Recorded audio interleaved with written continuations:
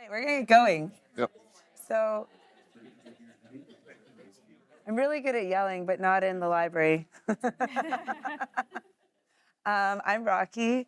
I'm from Edmonton, and I help put on Purple City Music Festival, played a couple of punk bands, and also ran a citywide music project for Edmonton Public Library, and working a lot with local music. And yeah, tonight we're going to talk about with some amazing talent buyers and venue managers, artist managers. So why don't we just take a quick minute and everyone can introduce themselves. Good morning, everybody. I'm Candice Lorenz, coming from the Cold Bones team. We are out in Drumheller, Alberta. We're a pretty small working board, so we're all kind of wearing the same hats. We're trading them around quite a bit, so we're all kind of curating together. It's a very community-focused festival in the middle of winter, multi-genre, multi-venue. It's a great time. It's really fun to plan, and yeah, we have a great time. Awesome. Hi, I'm Cam Jocelyn. I'm from Spokane, Washington. I run a venue called The Chameleon. It's a 2-stage venue, 275 cap, 21 plus upstairs, and 100 cap all ages downstairs. I also manage a couple of artists, and I started a festival this past year called Zephyr Folk Festival. It's a single stage, right out on the lake. Yeah. I'm the other large man running a festival here. My name is Brent Oliver. I run the Winterruption YEG Festival in Edmonton. It's the week before Cold Bones. We are 14 stages. It's our 6th year, all in downtown Edmonton. I also manage a couple bands, and up until recently, before I got downsized, I used to run all of the rec rooms across Canada. But the movie industry is dying. So does my job. Anyway, yes, and we are completely volunteer run for Winterruption, and yeah, so be easy on us. Well, let's kind of start basic and a bit personal. So I'm curious, how do you discover new artists and what makes someone stand out to you? Do you just, search the internet? Is it friends? Is it pitches? Yeah, just talk about how you discover new artists you're excited about. I think for us, it's a bit of a mix of all of it, kind of. This year was the first year we did artist submissions, so that was a great way of finding new music. We were really surprised at actually how many artists applied. It was amazing. It's great. And we did find there were some artists that were like already on our radar. We're like, this is awesome. We know that they want to be a part of it. And then also there was a lot of great music that came through that were like, oh, this is great. We need to book this band. We would have never found them without the artist submission. So that was good. Talking with friends, a lot of friends in bands. Or like, I think like everybody's got that friend that you're like, oh, I got to go to that friend. They know what they're taught, like the new music that's coming out, and see what they're listening to. On the board, we all kind of like listen to a little bit of different things. So we're all coming at it with different styles of music. Yeah. Yeah. Same answer for me. It's just about all of those things. I really like looking at artists that I already like and seeing who they're touring with, or who they're playing with in like cities, the local acts that are opening for them. I've got friends who are booking all over the country, and so having conversations with them, just asking like, who are you seeing locally that like is crushing?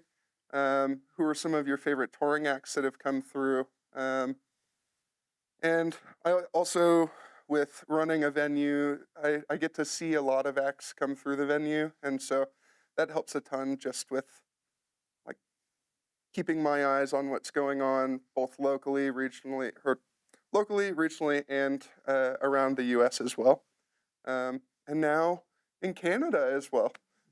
So, yeah.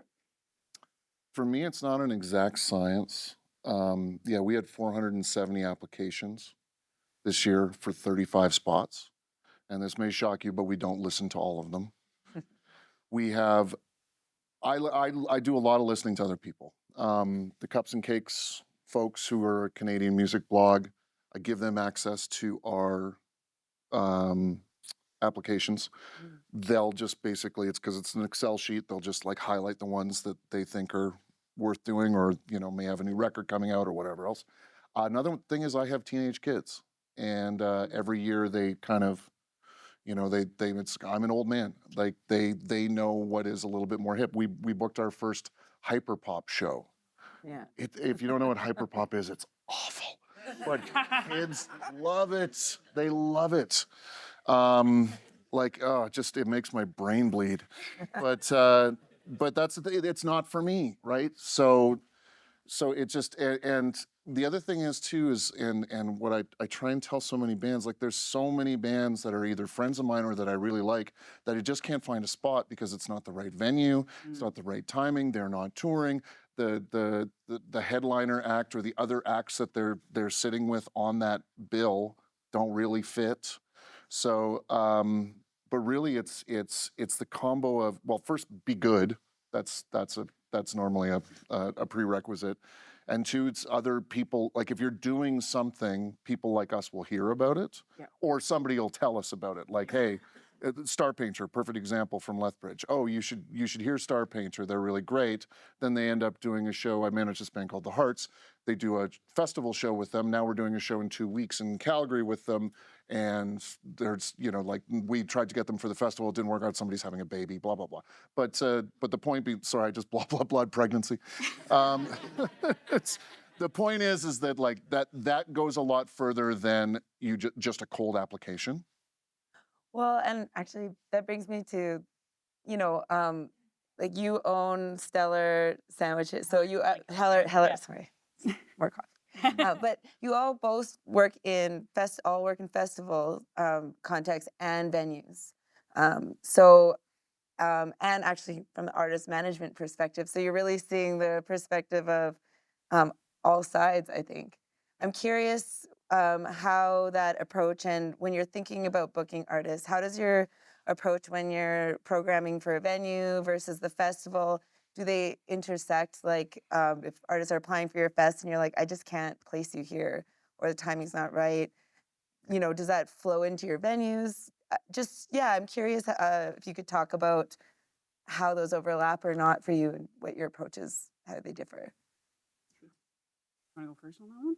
Sure. Well, with each of the jobs, it feels like there's a different approach to it. My festival does not have submissions. It is just completely curated.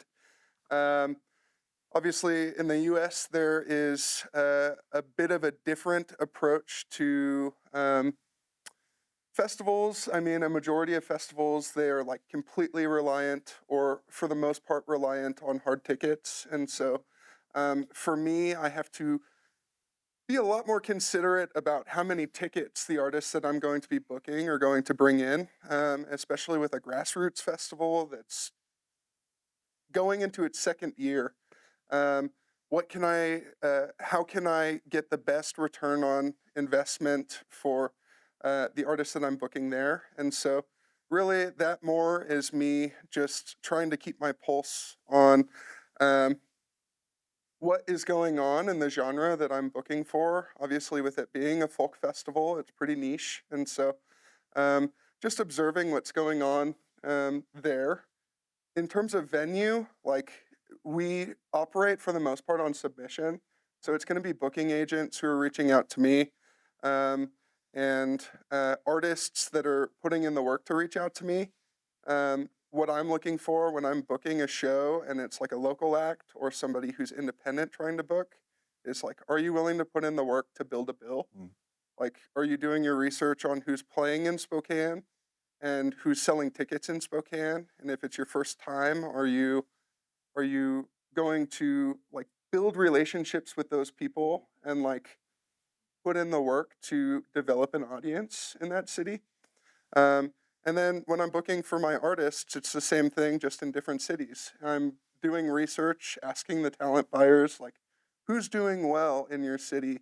Like, would you be willing to share contact info with me so that I can reach out to them and try and build a bill that makes the show successful? Like, if you can make the show successful, even if you're not the one that's pulling tickets, like, the talent buyer will likely be pretty happy.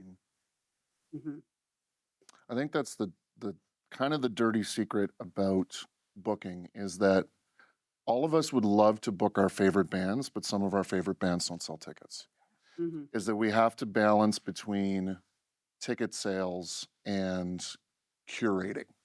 You know, like nothing makes me happier than finding a band I absolutely love and sort of building something around them. And I've had some real wins over the years, like convincing people to come and see this band. Because 2 years ago we had Geese and this was right after 3D Country came out. They're now the biggest indie band in the world. I take that as a real badge of pride. Like, oh shit, we got these guys when they were $7,000. Now they're $100. So that's a cool thing, but it doesn't always work like that. Hence why I'm booking a hyperpop show or whatever. You know, like I used to, for 7 years, I was at a municipality just outside Edmonton. We had a performing arts center, and we would book, you know, like, yeah, we'd book a spoken word Yukon artist and sell 100 tickets, but then we'd do 2 nights with an Eagles tribute. You got to be able to balance those two things. And what you're also saying too is that it is very helpful if it looks like a band, an agent, a manager is going to say, here's our numbers in this region. This is what we're going to do. We sound like this other band. We're going to push it to these people. Do you have radio contacts or do you have blog contacts in your city? Promoters, it's not that we're lazy. It's just that we would love extra help. You know, so if you're willing to kind of like put it out there that you're going to help sell the show to whoever your audience is, that's a checked box for me. It's extra help, but it's also like putting in the effort. Mm. Like, especially in the US, we are so saturated with artists who want to tour. And so if you're like putting in the effort to promote your show and make sure that everyone is stoked about it, like that communicates a lot to the talent buyer. Mm-hmm. Yeah, I also agree with that. With Hell or Good, it's a sandwich shop first, so it's not really, it's not a venue first. So we're not doing shows on a regular basis. So them, like artists hyping it up or bringing bands with them makes it easier for us. We're also out in Drumheller, so we don't have a huge pool of people to pull from. So if you're bringing it with you and it makes it a lot easier on us, we're like, yeah, let's do it. And also I think too, the connections you're making with the artists in the venues, like during the shows in Hell or Good, I'm like, oh yeah, that was great. Let's bring them back for Cold Bones. Or the other way around. It's like, these people were amazing. They were good people. I book a couple different venues in Edmonton, but they don't really feed into the festival. Like there's this place called the Black Dog in Edmonton that's been going for forever. I do the evening shows there, but there has been sort of like a, hey, first time you come through town, play a free show at the Black Dog for $250. Yeah. Next time you come through, you're going to have 100 people who saw you there. Let's hope half of them come and actually spend $10 or $15 to go and see you at another venue or whatever. Yeah, the problem that I have is that I book a festival and then, you know, if we build something like Geese, I'm not going to get the next Geese show. I don't really book stuff outside the festival. You end up being sort of a victim of your own success because you build a festival and maybe some headlining artists or even B headlining artists that will end up going and selling bigger rooms to another promoter. And normally that's Live Nation. So. I mean, yeah, I think you kind of got into the questions I was saving for the meet. Oh, I'm sorry. Let's go. No, that's good. I wanted to get right in there. And I think, like you're really standing at sort of the center of artist advocacy while trying to make your festival or venue like financially viable. And this vague idea of what is draw and how do you create it. So you talked a little bit about how artists or people who are coming to you how they can maybe kind of show you that they're ready to work and they're ready to like be in a partnership with you, basically, to make it beneficial for all. I'm curious that when you discover an artist who's never been to your city, who might be a bit of a spend, who's unknown, but you're super passionate about it because this happens to me. What, how, how do you balance that need when you're like, "Oh, I want to take a risk"? How do you evaluate that risk? What kind of value, what kind of things can you do? Don't to just- spend your just rent like- money on your favorite bands. you have this awesome place of being like, I can affect the culture in my city. I can bring something no one's ever seen. And I'm just curious what your thoughts, what your passions, and how you deal with that risk lie when you are excited about someone that you're not sure if other people will be. Well, promoters are inherently gamblers. We gamble that the price of a band plus marketing and hotels and the venue and whatever is going to equal the amount of people that are going to come, and and everything's going to work out in the end, hopefully. That is the eternal question, is that like, I would really love to book this band, but nobody's good, or whether it was for the price or whatever. I won't mention the artist, but she did get nominated for Polaris. My wife's a huge fan. I reach out. I think that we can do a great show for Winter Eruption, and it was just, I couldn't make it work with the price that she wanted, travel for 8 and stuff like that, and now she's up for a Grammy. So it's like, that would have been great, but I can't take the risk, you know? But at the same time, there are ones where you wanna, the risk, there's a gray area of like, I'm willing to take the risk and bust my hump kind of marketing this and talking to the band and the agent. And like, a lot of these bands will have some teams that know how to use meta targeted ads or know how to reach their audience. And the word that you used that was really important is partnership. And a lot of artists and promoters don't realize that it is a partnership. The last thing that we want, nobody wants a shitty show. Nobody wants nobody at the show. The audience, the artist, the promoter, the venue, they're not selling any booze. That's the other thing, is that almost every venue, the only money they make is off booze. That's the worst part about the industry. But especially with more and more people not drinking anymore, which is fine, but I'm just saying it's like the financial breakdown doesn't work as well. I'm gonna start selling Diet Coke for $15. Yeah. Well, up here, all the non-alcoholic beers are sold at the same price as alcoholic beers, which I think is fine. I think it's smart. But you're not pounding 6 non-alc beers. I mean, depends how sweaty it gets. Yeah. Well, you are pounding Diet Coke. Yeah. So, Yeah. So, yeah, what do you think about that? I will give you a small checklist that I send to artists who are trying to come through my venue that I've never heard of, that I like their sound. First of all, be easy to work with. Like, be straight to the point. Like, that gets you so far. Don't write an essay-long email. Please, no. Please don't. Like 4 sentences. Like, this is our band. Here's our links. This is the date I'm looking for, or this is the dates that I would like to have holds for. And like, have a plan of what you're going to do if you get those holds. Like, the other thing is, like, promotion that is the way that you get people to your show. So like, don't provide shitty promotion. Like, hire a graphic designer, it's worth it. Mm-hmm. View it as like, if you're paying $100 for somebody to make a graphic for you, view that as like 10 tickets. You're just investing 10 tickets to bring 150 people to your show. Like, that is so beneficial. Provide multiple formats of those graphics so that the venue, if they run ads through like Meta or through TikTok, that they aren't having to chase extra formats when you guys are like looking to book a show. The 4 formats, and if you have a notebook, you can write it down. Learn the dimension. The 4 formats, I ask for 1080 by 1350, which is going to be the Instagram post. It used to be square, but now it's a rectangle. 4 by 5, they call it. Yes, 4 by 5. Yep. But 1080 by 1350 is the pixels that like makes it look good, because you can do a 4x5 that's smaller and then it looks bad. Square, so 1080 by 1080. 1080 by 1350, which is Instagram stories, and then 1920 by 1080, which is like your Facebook banner, because some venues will do like Facebook events, which also help to run ads. It helps to push a bit more and direct a bit more for targeting.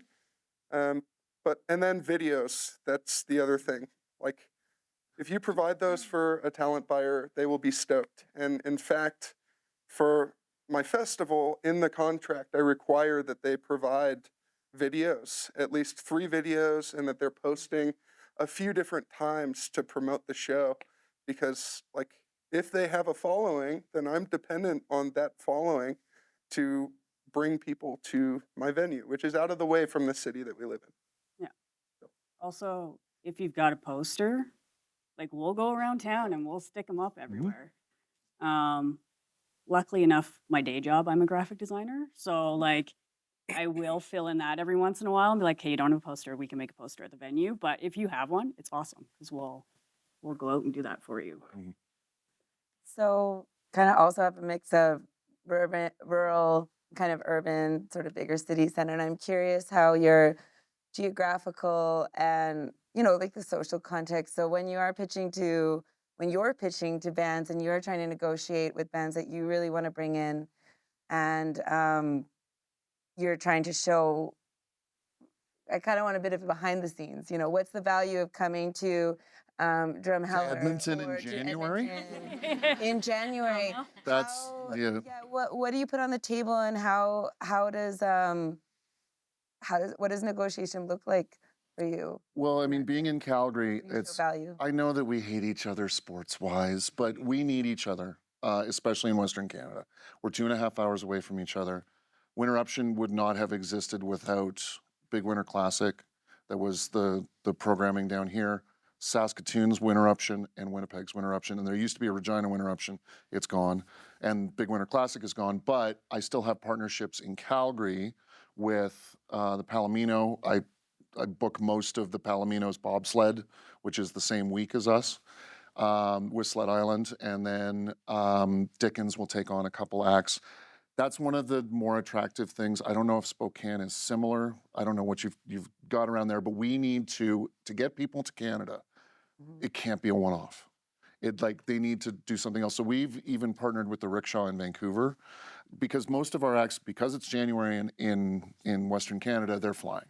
It's too dangerous and time-consuming to drive. We've had some local bands and sort of B-level regional bands that have canceled off of our festival because the roads are just shit. So not that flights don't get canceled, but at least there's a little bit less of a weather variable on that. So but I have talked to agents, and a lot of them are in LA or Nashville or Florida, and they're like, Canada in January? I'm like, yeah, Canada in January. And we have been turned down by a bunch of acts who are just like, we're not going to Canada in January. Like we offer the hotels and like food throughout the whole festival. I think we're lucky we're the dinosaur capital of the world, right? So you can come out there, you can see all the derpy dinosaurs around town. We've got the Royal Tyrrell Museum, which is a phenomenal museum. And if you get to come out to Drumheller and have a chance to go to that, highly recommend. And I think too, the bands that we start and artists that we start bringing out, it starts to turn into a word of mouth. And like, we're very community oriented, and like, we want everybody to have a great time. We want everybody to feel welcome. And then they feel that there, and then they go and they tell all their other friends or other artists, and they're like, you got to go to Drumheller and play this festival. You got to be a part of this.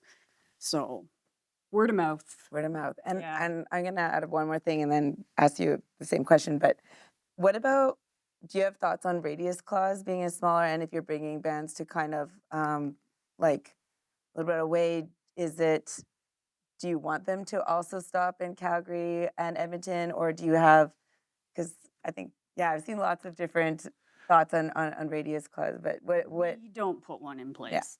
I think, like Brent had reached out to me earlier, and I Yeah, think we it's we starting to do get have a to- radius clause, but it's only 100 kilometers, which means you can play Red Deer if you want. The thing that we find in January is that we don't get a lot of people from Calgary driving up to Edmonton to see a show in January. Yeah. So I would say it would be very different, because I used to run when Purple City was called the Up and Downtown Music Festival. I was the artistic director for that, and we would put in, for our bigger headliners, we'd put in a radius for all of Alberta, because it was either September or October that we would book, and you would want that sort of tourism to come. The summer festivals, like Terry from the Edmonton Folk Fest, for his headliners, he puts in a radius of all of Western Canada, because he's paying big money. So I get that. So it's a balance between us of nobody's going to travel to see an Edmonton show if you put in a radius clause for Calgary, yeah. and two, we just don't have the money. Like, we don't have the money to dictate that kind of radius clause. Cam, is that a sort of a thing for you as well? I think like, well, like being the winter festival yeah. is like, I think we're starting to all talk together, and like we're close enough. It's like, so some artists that we're bringing, because there's not a lot of artists touring across Canada in No. the middle No. of winter. So talking to the other winter festivals and being like, what can we do? Can we collab on an artist? But then also it's like, if they're staying in Alberta for a week or 2 weeks, how Yeah. many other shows are they playing in there as well? So it's like the kind of this balance of like, On paper, it looks good that it's like Winterruptions one weekend, Cold Bones is the next weekend, and then the weekend after that is now Block Heater for Calgary Folk Fest. Who's coming to Alberta and staying for 2.5 weeks? So it doesn't make any sense. So that's why we do the exact same week.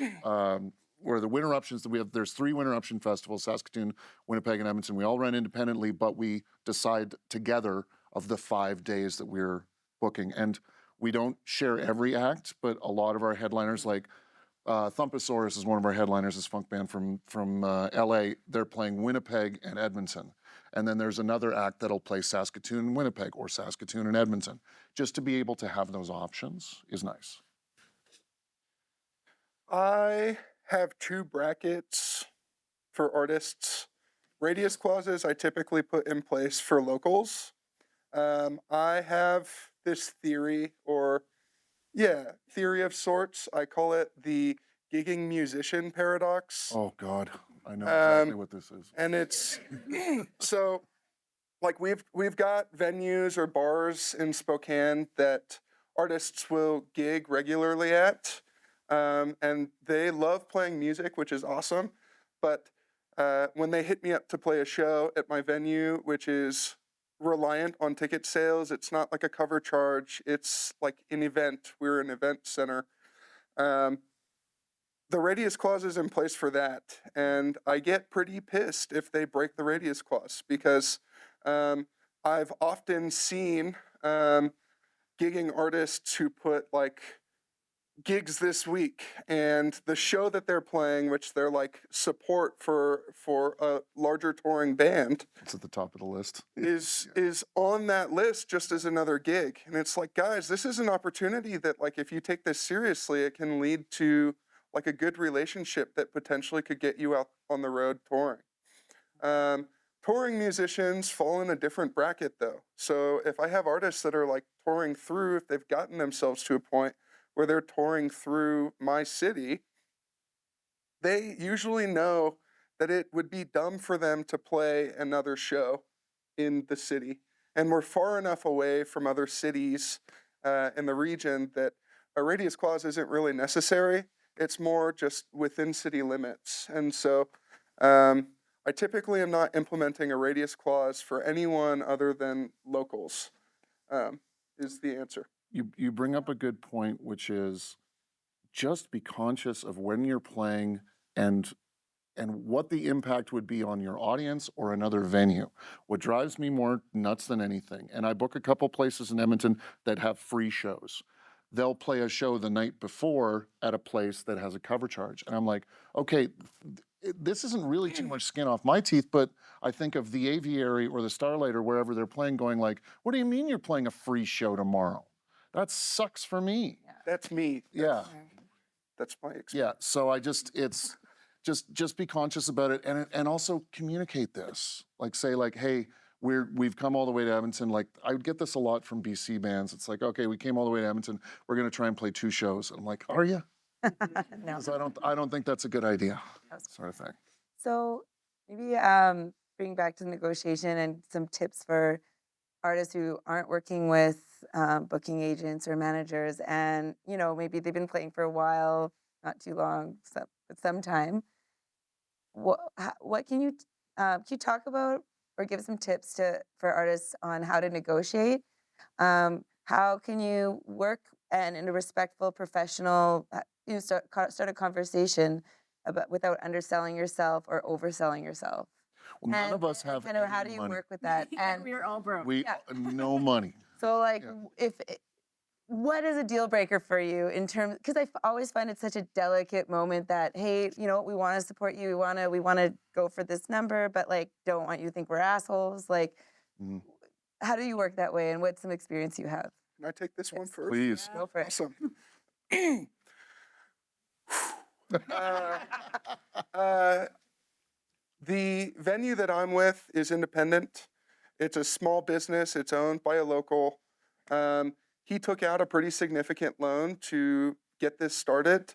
A lot of artists that are coming through have the expectation of a guarantee. If you believe in yourself and you're willing to put in the work, you should be taking the door deal. Mhm. Do you guys know like the difference between a guarantee and a door deal, or should I break that down? Break it Break it down? Break it down. Cool. Okay. So guarantees is like lump sum of money that, like, regardless of what ticket sales look like, they're just going to get paid that. Festival sets typically are a guarantee. They're not going to receive a percentage of ticket sales.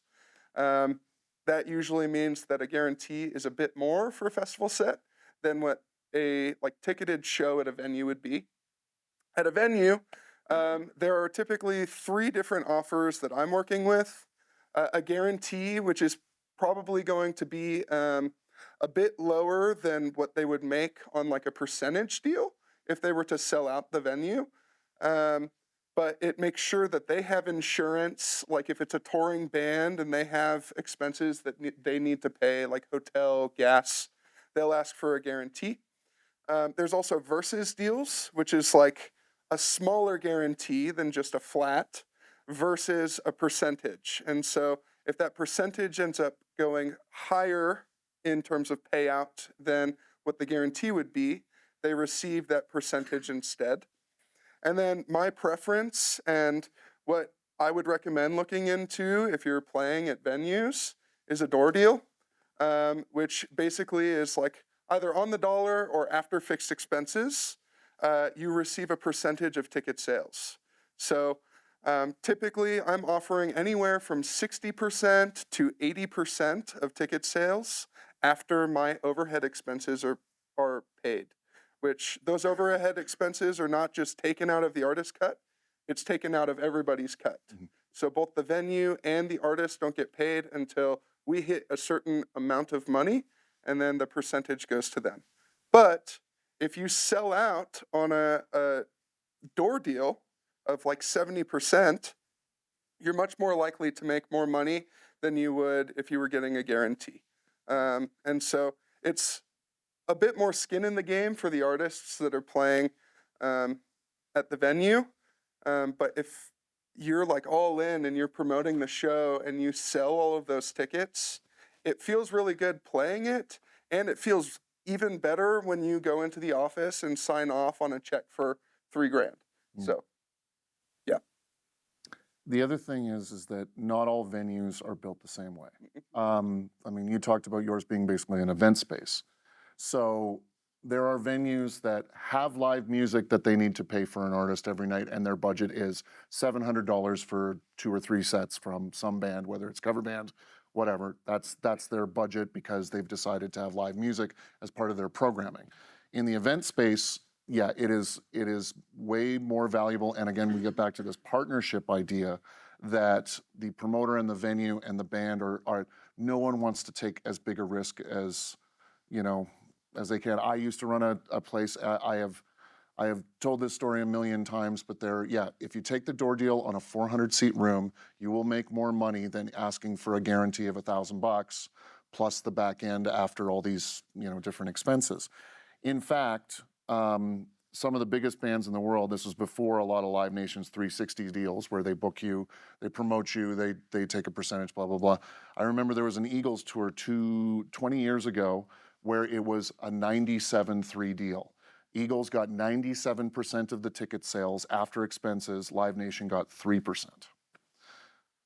That was what they wanted because they knew that they could sell out these buildings, right? And they knew that they would make more money than Live Nation, paying them a flat amount plus, they would take their 15% promoter profit, all the rest of this stuff.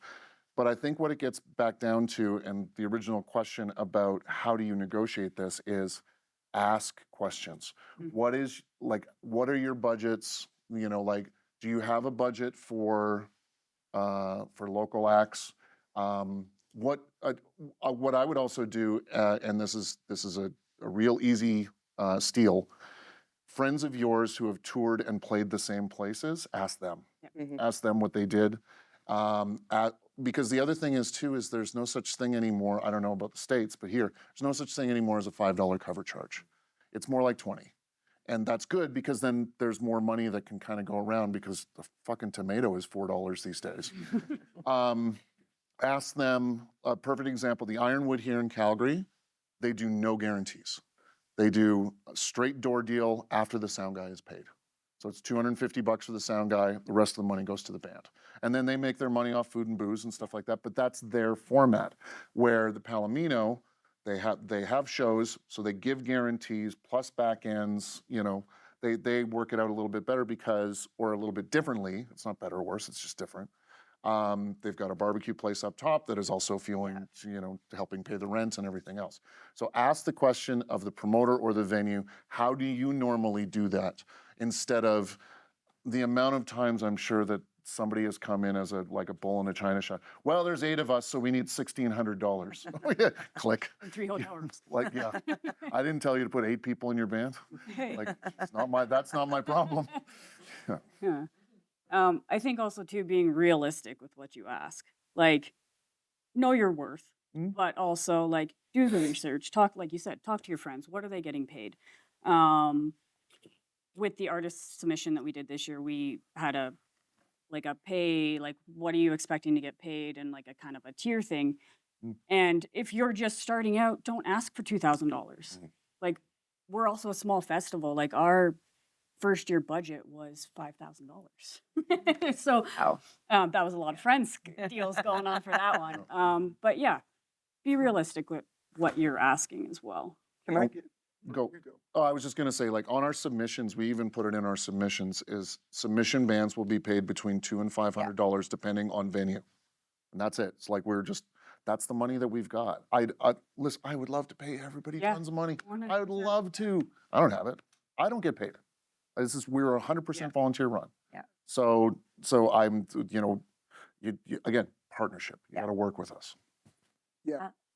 I feel like I didn't get fully to my point there. I kind of went on a tangent about the different deals that we do, but I think that going back to what I had said earlier about communication, if you're able to communicate well and explicitly and to the point quickly, that goes a long way.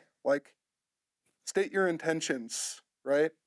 Tell me what you're looking for. Tell me what your plan is. Tell me the dates that you're looking for. If you're looking for a guarantee, make it reasonable is great.